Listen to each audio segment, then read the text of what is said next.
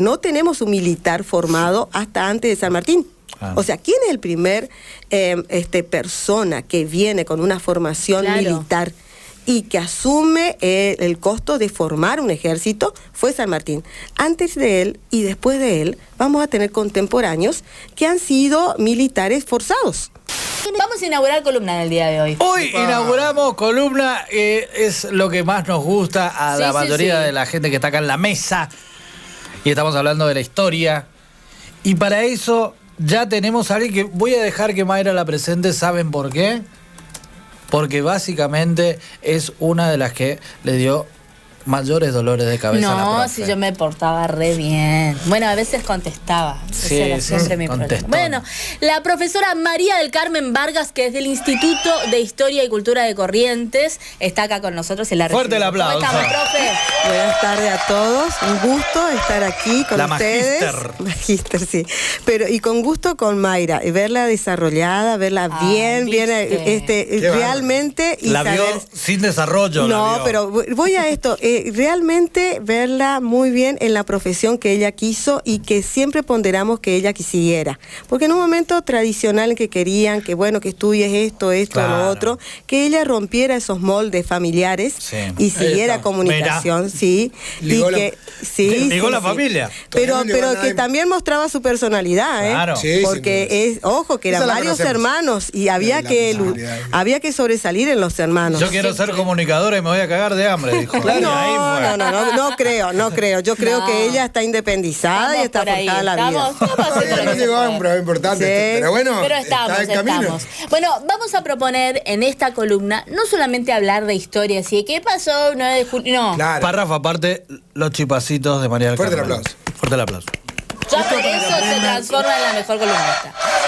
Otros columnistas. Nosotros podríamos decir, ¿qué pasó un 9 de julio? Claro, eso deja para los otros programas. No, pero en esta columna vamos a hablar de frases, cosas que decimos y que tienen un meollo, un porqué, una historia detrás. Mirá, una historia detrás.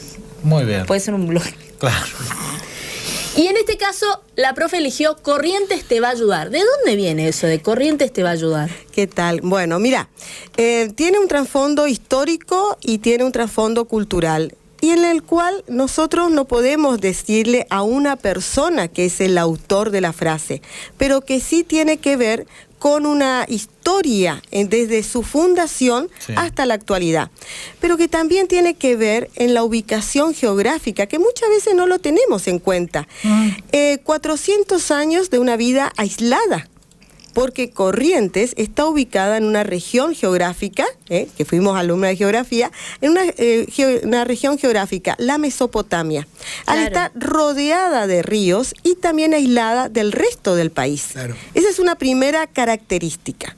La segunda característica ya viene desde la fundación de la ciudad de Vera, porque así se llamó en su primer momento. Entonces, esta primera fundación determinaba los límites de lo que era la ciudad de Vera, que llegaba hasta el Mar del Norte. Pero que en esos límites, en todo momento no había otras ciudades fundadas. Estaba la ciudad de Vera, estaba la ciudad de Asunción, la ciudad de Buenos Aires. Entonces los límites eran muy amplios y Corrientes, a su vez, fue una ciudad que colonizó otros sitios. Colonizamos el sur de Brasil, por eso que el sur de Brasil, el chamamé, es la música, porque ha sido contacto con Corrientes, pero también el contacto con las misiones jesuíticas y también con Asunción. Entonces, la relación que hemos tenido regionalmente nos introduce con un idioma en particular, usos, costumbres muy arraigados, que nos dan una idiosincrasia desde el momento de su nacimiento como ciudad. Eso vemos desde 1588. Y la intención de defender una autonomía ante los posibles dominios, tanto de Asunción como de Buenos Aires, porque eran las dos grandes ciudades que existían y el puente entre ellas éramos Corrientes. Éramos nosotros. Siempre fuimos territorio de guerra también, por estar en una zona fronteriza, por Brasil, por Paraguay, y fuimos escenarios de guerra. Nosotros tenemos levantamientos, por ejemplo, comuneros en 1774. ¿Qué es un levantamiento comunero? Sí. En el cual la primera vez que el común, el criollo, el mancebo de la tierra, por eso comuneros. Claro, el común se levanta contra su gobernante, contra el gobernante del cabildo, y en el cual hace un reclamo a Buenos Aires, en ese momento Rivera. En el Miranda. Lo rajamos a Miranda. Dice las costumbres, dice las actas capitulares, que lo secuestraron en su casa y de calzoncillo lo llevaron. Sí. Así como se tiene que como se entiende. Y se lo llevó a Buenos Aires. Estuvo un tiempo preso. Ahora, qué heavy que éramos desde siempre. De siempre. ¿No? O sea, la intención de defender una autonomía. Pero me pongo el pantalón, callate la boca.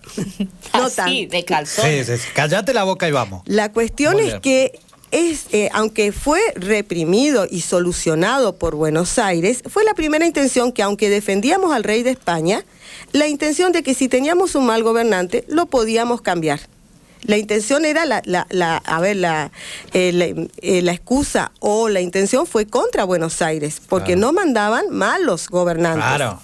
Esa fue una primera intención, que está muy poco estudiada, y nosotros en el grupo de Historia y Cultura de Corrientes queremos reivindicar a estos primeros levantamientos comuneros, porque queríamos no solamente la autonomía, sino el que acontecimientos que sucedieron antes de 1810, porque parece como que la historia o que Buenos Aires solamente se dio cuenta que había un mal gobierno o que había una decisión de tener un gobierno propio. Cuando uno repasa, o por lo menos los días patrios que celebramos, 25 de mayo, 9 de julio, todo tiene como su epicentro Buenos Aires, el Cabildo, lo que pasaba ahí.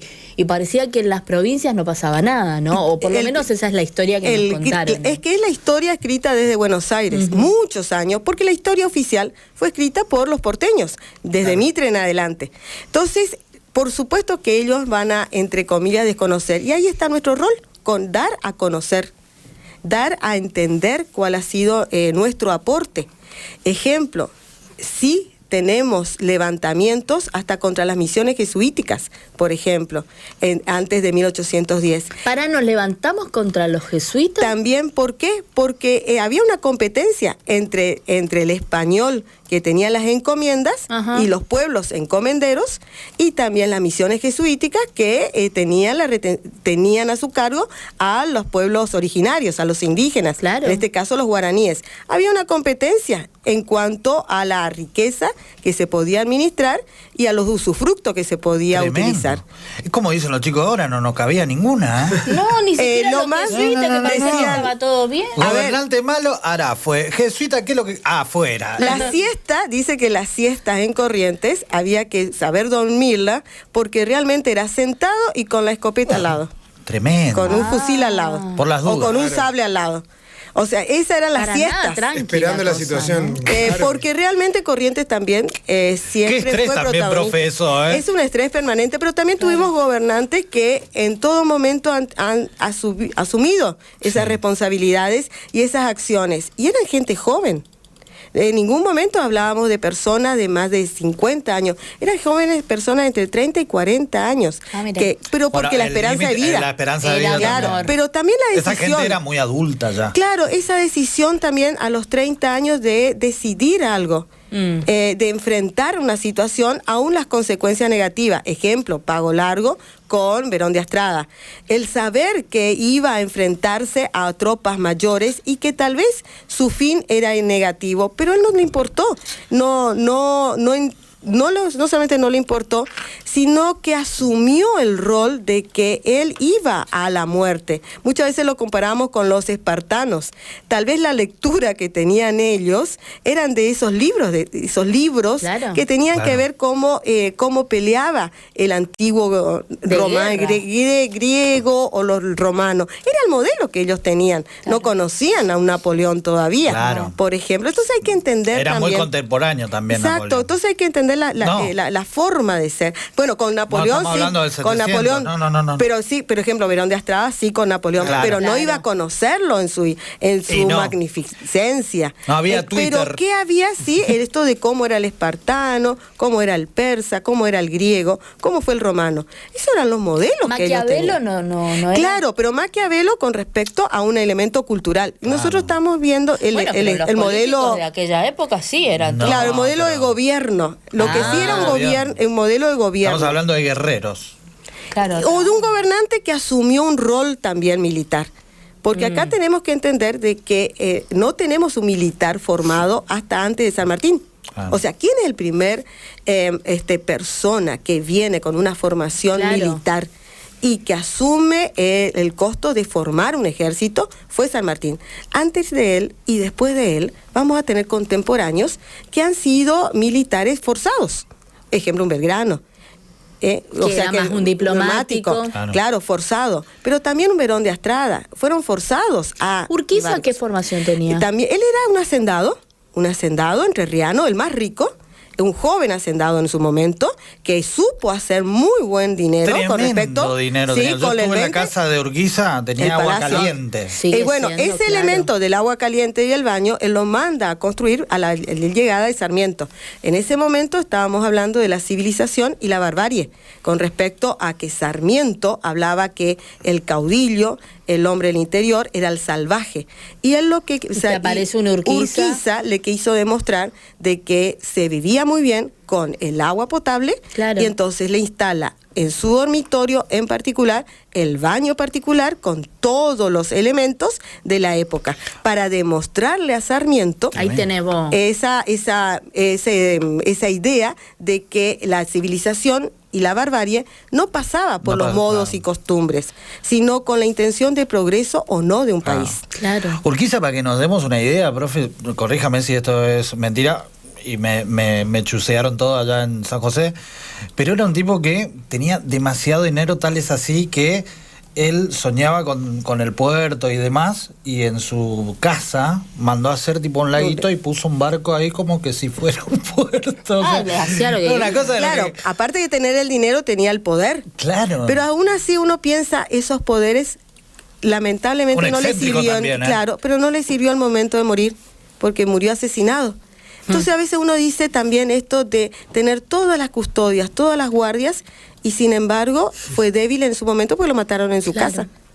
Y sabiendo específicamente que lo iban a matar. O sea, también esas cuestiones tienen que ver con la seguridad que muchas veces uno cree tener ante el poder. Muchas veces lo discutía, le mando un saludo a mi hermano, que me está escuchando desde Entre Ríos, y que siempre hablábamos de esto del poder, del juego del poder, hasta cuándo una persona ejerce el poder. Y no hay duda de hasta que el grupo al que sigue ya no le sigue más. Entonces los intereses quedan aislados. Y las otras personas al que uno podía tener algún tipo de ayuda o ganar algo, ya no lo tiene más. Claro. Sin duda que Urquiza es un buen ejemplo de que el poder enceguece, ¿no? Por eso, para los chicos que están escuchando sería como un influencer que cae en la mala y se le empiezan a caer las marcas. Una cosa así.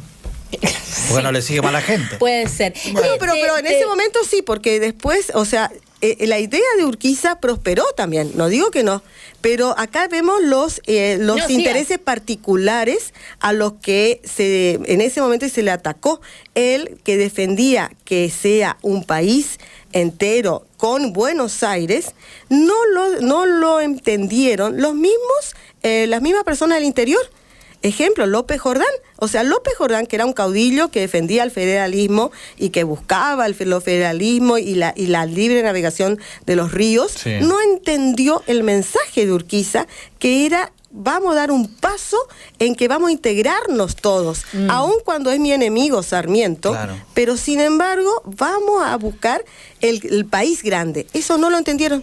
Ahora, los contemporáneos. Volviendo a esta frase, ¿no? Corrientes te va a ayudar. Yo me quedaba pensando o por lo menos nuestra generación, quizás lo vinculó mucho con la guerra de Malvinas. Bueno. Y la cantidad de combatientes que provenían no solamente de Corrientes como correntinos, sino de los regimientos que estaban aquí en Corrientes, que tenían a mucha gente de Formosa. Mucha gente de Chaco. De Chaco, de Misiones, y de ahí pensábamos viene esta frase o venía esta frase Corrientes te va a ayudar. No, pero esta frase es mucho más. Es que esta frase tiene que ver, ¿no?, con la historia autónoma de Corrientes, aislada que tuvo Corrientes y que en muchos aspectos tuvo que defenderse sola, tuvo que resolver situaciones sola. Claro.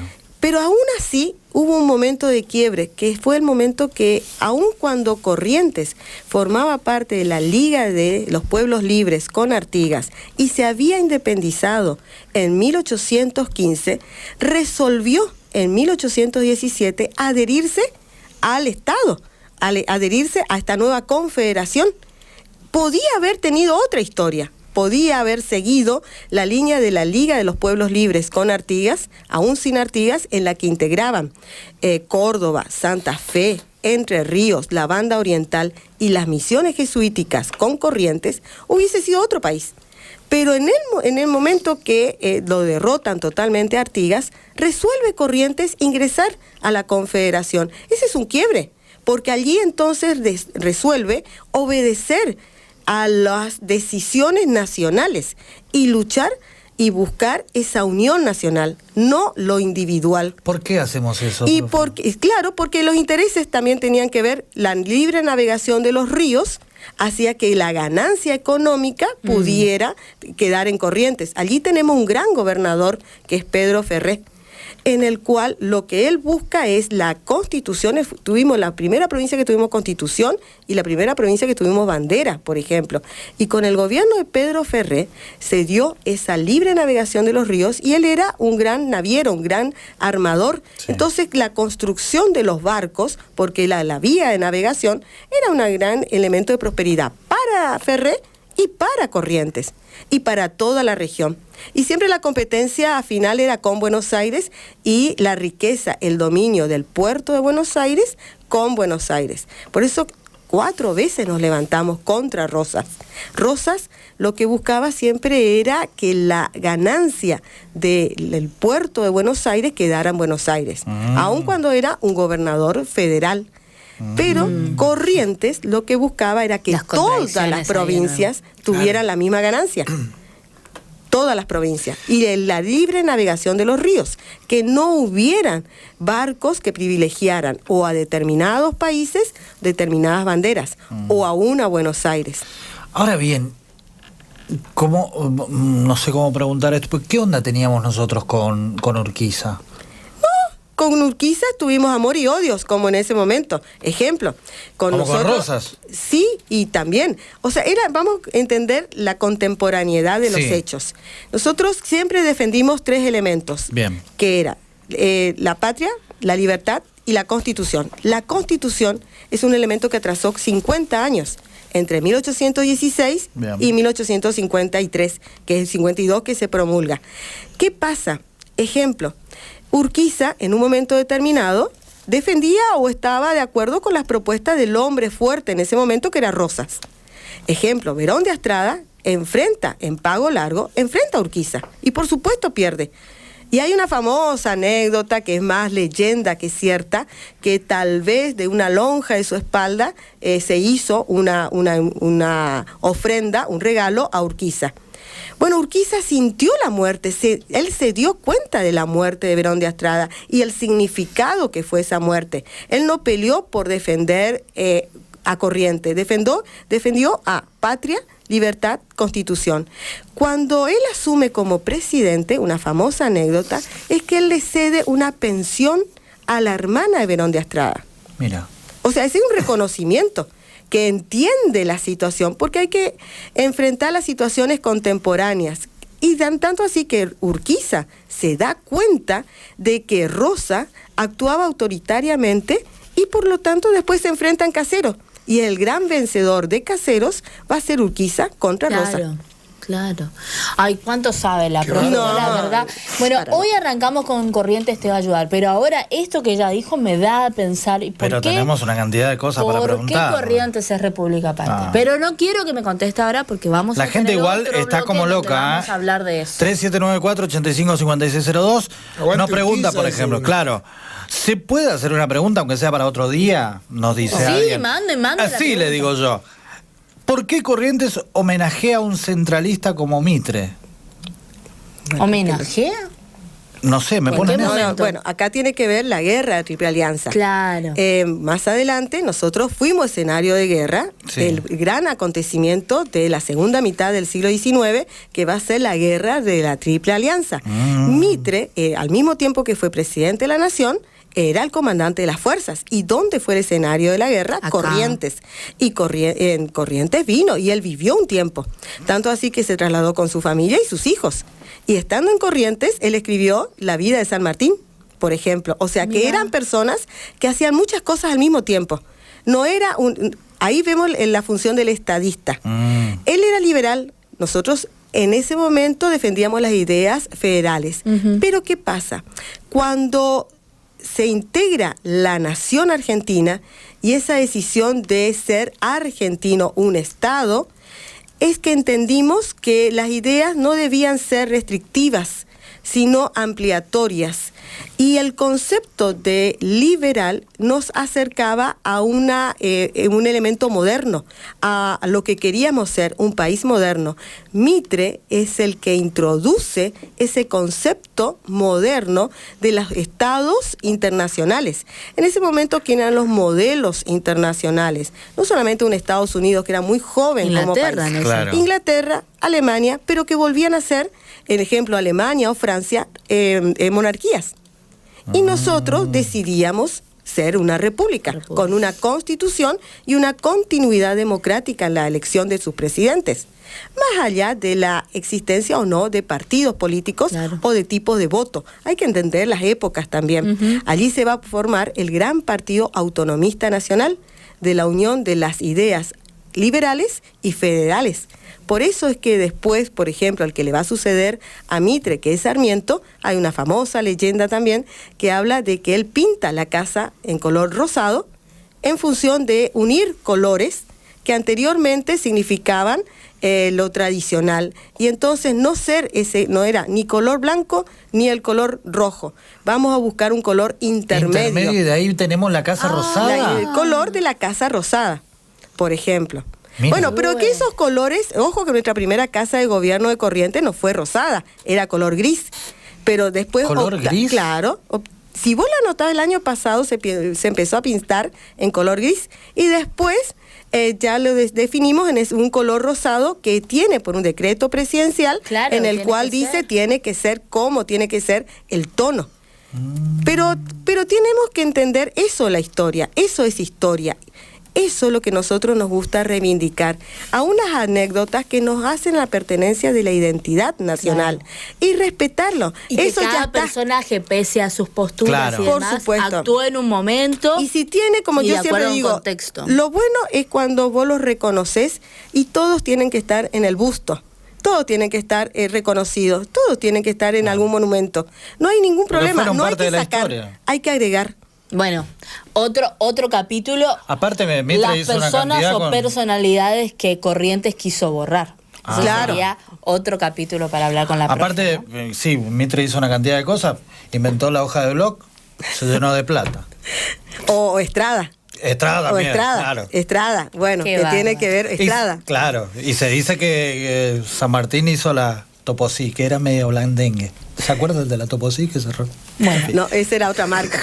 Otra marca. Gracias, profe. Sí. No, yo quiero muchísimas gracias, agradecerles a ustedes, mandarle un saludo simplemente a mis alumnos que me están esperando. Bien ahí. Y a mi hermano, por supuesto, y bueno, a mis colegas del Instituto de Historia y Cultura de Corrientes, y que estamos en octubre, les invitamos a realizar el primer Congreso Iberoamericano de Historia, Cultura, Genealogía, que vamos a tener en Corrientes de manera dual, virtual y presencial, y en el cual ya hay muchos invitados internacionales. Muy bien. Muchísimas gracias por este espacio y los quiero muchísimo.